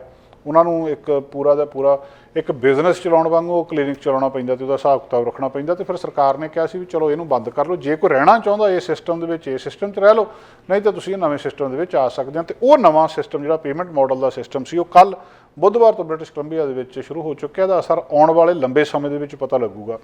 ਕਾਰਨ ਕੀ ਆ? ਸਰਕਾਰ ਇਹ ਕਹਿ ਰਹੀ ਹੈ ਕਿ ਜਿਹੜੇ ਫੈਮਿਲੀ ਫਿਜ਼ੀਸ਼ੀਅਨ ਨੇ ਉਹ ਜ਼ਿਆਦਾ ਆਉਣ। ਇਹ ਨਹੀਂ ਕਿ ਡਾਕਟਰ ਘੱਟ ਆ, ਪਰ ਜਿਹੜੇ ਡਾਕਟਰ ਹੈਗੇ ਆ ਉਹ ਫੈਮਿਲੀ ਫਿਜ਼ੀਸ਼ੀਅਨ ਬਣਨ ਨੂੰ ਤਿਆਰ ਨਹੀਂ, ਕੁਛ ਨਾ ਕਿਸੇ ਨਾ ਕਿਸੇ ਹੋਰ ਖੇਤਰ ਦੇ ਵਿੱਚ ਚਲੇ ਜਾਂਦੇ। ਜਿਹੜਾ ਨਵਾਂ ਫਰੇਮਵਰਕ ਕੱਲ੍ਹ ਤੋਂ ਇੱਥੇ ਲਾਗੂ ਹੋਇਆ ਉਹ ਫਿਜ਼ੀਸ਼ੀਅਨ ਨੂੰ ਹੁਣ ਜਿਹੜਾ ਇਸ ਵੇਲੇ ਫੀ ਫॉर ਸਰਵਿਸ ਸਿਸਟਮ ਆ ਇਹਨੂੰ ਬੰਦ ਕਰਨ ਦੇ ਲਈ ਕਹਿੰਦੇ ਆ ਕਿ ਤੁਸੀਂ ਇਹਨੂੰ ਬੰਦ ਕਰਦੇ ਆ, ਕਿਉਂਕਿ ਉਹਨੂੰ ਫਲੈਟ ਰੇਟ ਪਰ ਪੇਸ਼ੈਂਟ ਦੀ ਵਿਜ਼ਿਟ ਦੇ ਹਿਸਾਬ ਨਾਲ ਦਿੱਤਾ ਜਾਂਦਾ ਸੀ, ਜਿਹੜਾ ਫਲੈਟ ਰੇਟ ਪਰ ਪੇਸ਼ੈਂਟ ਦੇ ਹਿਸਾਬ ਨਾਲ। ਤੇ ਦੂਜਾ ਹੈਗਾ ਕਿ ਤੁਹਾਡੀਆਂ ਹੋਰ ਡਿਊਟੀਜ਼ ਬਹੁਤ ਸਾਰੀਆਂ ਹੁੰਦੀਆਂ ਆ। ਸੋ ਹੁਣ ਇਹ ਬਹੁਤ ਵੱਡਾ ਇੱਕ ਰਿਫਾਰਮ ਸੀਗਾ ਜਿਹੜੀ ਇੱਥੇ ਆਪਣੇ ਹੈਲਥ ਕੇਅਰ ਸਿਸਟਮ ਦੇ ਵਿੱਚ, ਤੇ ਵੱਡਾ ਇੱਕ ਰਿਫਾਰਮ ਦੱਸਿਆ ਜਾ ਰਿਹਾ ਹੈ। ਤੇ ਇਹਦੇ ਨਾਲ ਜਿਹੜੀਆਂ ਇਨਇਕੁਆਲਿਟੀਜ਼ ਨੇ ਜਾਂ ਹੋਰ ਚੀਜ਼ਾਂ ਨੇ, ਔਰ ਇਹਦੇ ਨਾਲ ਫੈਮਿਲੀ ਫਿਜ਼ੀਸ਼ੀਅਨ ਹੋਰ ਜ਼ਿਆਦਾ ਇੱਥੇ ਆਉਣਗੇ। ਜਦੋਂ ਹੋਰ ਜ਼ਿਆਦਾ ਫੈਮਿਲੀ ਫਿਜ਼ੀਸ਼ੀਅਨ ਚੰਗੇ ਉਹਦੇ ਲਈ ਆਉਣਗੇ ਇੱਥੇ, ਤੇ ਹੁਣ ਜਿਹੜਾ ਫੀ ਫॉर ਸਰਵਿਸ ਸਿਸਟਮ ਆ, ਡਾਕਟਰ ਨੂੰ $30 ਇੱਕ ਪੇਸ਼ੈਂਟ ਦੀ ਵਿਜ਼ਿਟ ਦੇ ਦਿੱਤੇ ਜਾਂਦੇ ਆ। ਉਹਦੇ ਨਾਲ ਹੁਣ ਉਹ ਜਿਹੜੇ $30 ਦਿੱਤੇ ਜਾਂਦੇ, ਉਹਦਾ ਇਹ ਮਤਲਬ ਨਹੀਂ ਵੀ ਉਹਦਾ ਕੋਈ ਜ਼ੁਕਾਮ ਦੀ ਦਵਾਈ ਦਿੱਤੀ ਆ ਉਹਨੇ ਜਾਂ ਉਹਨੂੰ ਕੋਈ ਬਹੁਤ ਸੀਰੀਅਸ ਦਵਾਈ ਦੀ ਦਿੱਤੀ ਆ। ਮਰੀਜ਼ ਆ ਗਿਆ, ਉਹਦੇ $30 ਡਾਕਟਰ ਨੂੰ ਦੇ ਦਿੱਤੇ ਗਏ। ਨਵਾਂ ਮਾਡਲ ਜਿਹਨੂੰ ਕਿ longitudinal family physician LFP payment model ਕਿਹਾ ਜਾ ਰਿਹਾ ਆ, ਡਾਕਟਰ ਕੰਪਨਸੇਟ ਕੀਤਾ ਜਾਊਗਾ ਨੰਬਰ ਆਫ ਪੇਸ਼ੈਂਟਸ ਉਹ ਕਿੰਨੇ ਦੇਖਦਾ ਹੈ ਤੇ ਜਿਹੜੀ ਬਿਮਾਰੀ ਉਹਦੀ ਕੰਪਲੈਕਸਿਟੀ ਕੀ ਆ। ਵੀ ਕਿਸੇ ਨੂੰ ਜ਼ੁਕਾਮ ਦੀ ਦਵਾਈ ਦਿੱਤੀ ਤਾਂ ਉਹਦੇ ਪੈਸੇ ਹੋਰ ਆ, ਤੇ ਜੇ ਉਹਨੇ ਕਿਸੇ ਨੂੰ ਮਤਲਬ ਹੋਰ ਗੰਭੀਰ ਬਿਮਾਰੀ ਦੀ ਕੋਈ ਦਵਾਈ ਦਿੱਤੀ ਤਾਂ ਉਹਦੇ ਪੈਸੇ ਹੋਰ ਆ। ਪ੍ਰੋਵਿੰਸ ਇਹ ਕਹਿ ਰਿਹਾ ਹੈ ਕਿ ਜਿਹੜੇ ਫੈਮਿਲੀ ਫਿਜ਼ੀਸ਼ੀਅਨਸ ਹੈਗੇ ਆ ਉਹਨਾਂ ਨੂੰ ਐਕਸਟਰਾ ਪੈਸੇ ਮਿਲਣਗੇ ਪੇਸ਼ੈਂਟ ਦੇ ਨਾਲ, ਤੇ ਜਦੋਂ ਐਕਸਟਰਾ ਪੈਸੇ ਮਿਲਣਗੇ ਤਾਂ ਕੁਦਰਤੀ ਤੌਰ ਦੇ ਉੱਤੇ ਉਹ ਜ਼ਿਆਦਾ ਆਉਣਗੇ। ਜੇ ਕਈ ਵਾਰੀ ਸੀਨੀਅਰਸ ਹੁੰਦੇ ਆ ਜਾਂ ਮੈਂਟਲ ਹੈਲਥ ਕੰਡੀਸ਼ਨਸ ਹੁੰਦੀਆਂ ਉਹਨਾਂ ਸਾਰਿਆਂ ਦੇ ਲਈ, ਤੇ ਉਹਨਾਂ ਨੂੰ ਜਿਹੜਾ ਕਿੰਨਾ ਟਾਈਮ ਉਹਨਾਂ ਨੇ ਜਿਹੜੀਆਂ ਅਨਨੈਸੈਸਰੀ ਟਾਸਕ ਆ ਜਿਹੜੀਆਂ ਮਤਲਬ ਉਹਨਾਂ ਦੇ ਡਾਕਟਰੀ ਹੈ ਤੇ ਡਾਕਟਰੀ ਕਿੱਤੇ ਨਾਲ ਸੰਬੰਧਿਤ ਪਰ ਜਿਹੜੀਆਂ ਉਹਨਾਂ ਨੇ ਕੀਤੀਆਂ ਆ ਉਹਦੇ ਵੀ ਐਕਸਟਰਾ ਪੈਸੇ ਦਿੱਤੇ ਜਾਣਗੇ। ਜਿੱਦਾਂ ਉਹਨਾਂ ਨੂੰ ਜਿਹੜੀ ਆ ਲੈਬ ਰਿਜ਼ਲਟ ਰਿਵਿਊ ਕਰਨੇ ਪੈਂਦੇ ਆ, ਜਾਂ ਉਹਨਾਂ ਨੂੰ ਦੂਜੇ ਮੈਡੀਕਲ ਪ੍ਰੋਫੈਸ਼ਨਲਸ ਦੇ ਨਾਲ ਗੱਲਬਾਤ ਕਰਨੀ ਪੈਂਦੀ ਆ, ਜਾਂ ਉਹਨਾਂ ਨੂੰ ਪੇਸ਼ੈਂਟ ਲਿਸਟ ਅਪਡੇਟ ਕਰਨੀ ਹੈ, ਜਾਂ ਉਹਨਾਂ ਨੇ ਕਲੀਨਿਕਲ ਐਡਮਿਨਿਸਟ੍ਰੇਸ਼ਨ ਵਰਕ ਕਰਨਾ ਆ, ਉਹਦਾ ਜਿਹੜਾ ਹਿਸਾਬ ਕਿਤਾਬ ਸਾਰਾ ਰੱਖਣਾ, ਉਹਦੇ ਵੀ ਐਕਸਟਰਾ ਪੈਸੇ ਉਹਨਾਂ ਨੂੰ ਦਿੱਤੇ ਜਾਣਗੇ। ਸੋ ਕੱਲ੍ਹ ਦਾ ਦਿਨ ਫੈਮਿਲੀ ਫਿਜ਼ੀਸ਼ੀਅਨਸ ਦੇ ਲਈ ਬ੍ਰਿਟਿਸ਼ ਕੋਲੰਬੀਆ ਦੇ ਵਿੱਚ ਇੱਕ ਨਵਾਂ ਦਿਨ ਸੀ, ਹਿਸਟੋਰਿਕ ਇੱਕ ਚੇਂਜ ਆਈ ਆ। ਮਤਲਬ ਪੂਰੇ ਦਾ ਪੂਰਾ ਇੱਕ ਟਰਾਂਸਫੋਰਮੇਸ਼ਨਲ ਮੋਡ ਦੱਸਿਆ ਜਾ ਰਿਹਾ ਆ। ਫੀ ਫॉर ਸਰਵਿਸ ਸਿਸਟਮ ਡਾਕਟਰ ਨੂੰ ਉਹ ਮਤਲਬ ਜਿਹੜੀ ਉਹਨੂੰ ਜਿੰਨੇ ਪੈਸੇ ਦਿੱਤੇ ਜਾਂਦੇ ਸੀ ਉਹਦੇ ਵਿੱਚ ਇੱਕ ਵੱਡੀ ਤਬਦੀਲੀ। ਜੇ ਕੋਈ ਡਾਕਟਰ ਉਸ ਮਾਡਲ ਦੇ ਨਾਲ ਰਹਿਣਾ ਚਾਹੁੰਦਾ ਆ ਤਾਂ ਉਹ ਵੀ ਇੱਥੇ ਉਸ ਮਾਡਲ ਦੇ ਨਾਲ ਵੀ ਰਹਿ ਸਕਦਾ ਆ, ਤੇ ਜੇ ਨਵੇਂ ਦੇ ਵਿੱਚ ਜਾਣਾ ਚਾਹੁੰਦਾ ਹੈ ਤਾਂ ਇੱਧਰਲੇ ਪਾਸੇ ਵੀ ਜਾ ਸਕਦਾ। ਸੋ ਬਹੁਤੇ ਜਿਹੜੇ ਡਾਕਟਰ BC ਦੇ ਵਿੱਚ ਹੈਗੇ ਇੰਡੀਪੈਂਡੈਂਟ ਕੰਟਰੈਕਟਰ ਨੇ ਤੇ ਆਪਣੀ ਪ੍ਰੈਕਟਿਸ ਇੱਕ ਬਿਜ਼ਨਸ ਵਾਂਗੂ ਰਨ ਕਰਦੇ ਆ, ਤੇ ਉਹਨਾਂ ਦੇ ਕੋਲੇ ਕਾਸਟ ਬਹੁਤ ਹੁੰਦੀ ਆ, ਸਪੇਸ ਲੈਣੀ ਪੈਂਦੀ ਆ, ਸਟਾਫ ਰੱਖਣਾ ਪੈਂਦਾ, ਮੈਡੀਕਲ ਇਕਵਿਪਮੈਂਟ ਲੈਣਾ ਪੈਂਦਾ ਆ, ਤੇ ਉਹਦੇ ਤੋਂ ਬਾਅਦ ਉਹਨਾਂ ਨੂੰ ਬਚਦਾ ਕੁਛ ਨਹੀਂ, ਹੈਡੇਕ ਜ਼ਿਆਦਾ ਆ। ਤੇ ਇਸ ਕਰਕੇ ਲੋਕ ਇੱਧਰਲੇ ਪਾਸੇ ਜ਼ਿਆਦਾ ਗਿਣਤੀ ਦੇ ਵਿੱਚ ਆਉਣ ਨੂੰ ਤਿਆਰ ਨਹੀਂ ਸੀਗੇ, ਤੇ ਇਹਦੇ ਨਾਲ ਨਾਲ ਉਹਨਾਂ ਨੇ ਜ਼ਿਆਦਾ ਵੀ ਦੇ ਦਿੱਤਾ। ਜਿਹੜਾ ਫਰੇਮਵਰਕ ਆ ਨਵੀਂ average family physician British Columbia ਦੇ ਵਿੱਚ ਉਹਨੂੰ ਰੇਜ਼ ਮਿਲ ਗਿਆ, ਵਾਧਾ ਮਿਲ ਗਿਆ।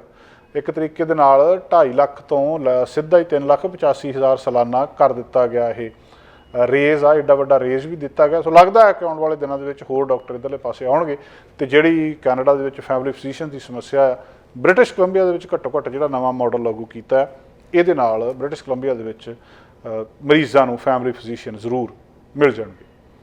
ਦੋਸਤੋ, ਇਹਦੇ ਨਾਲ ਅੱਜ ਦਾ ਪ੍ਰੋਗਰਾਮ ਇੱਥੇ ਸਮਾਪਤ ਕਰਦੇ ਹਾਂ ਤੇ ਕੱਲ ਆਪਾਂ ਫਿਰ ਹਾਜ਼ਰ ਹੋਵਾਂਗੇ ਕੱਲ ਦੇ ਕੁਝ ਨਵੇਂ ਮੁੱਦਿਆਂ ਨਾਲ। ਸਾਡਾ ਹਰ ਇੱਕ ਪ੍ਰੋਗਰਾਮ ਦੇਖਣ ਤੇ ਸਾਡੇ ਨਾਲ ਜੁੜਨ ਲਈ ਸਬਸਕ੍ਰਾਈਬ ਕਰੋ ਚੈਨਲ ਪੰਜਾਬੀ ਤੇ ਨੋਟੀਫਿਕੇਸ਼ਨ ਲਈ ਬੈਲ ਆਈਕਨ ਵਾਲੇ ਬਟਨ ਤੇ ਕਲਿੱਕ ਕਰੋ।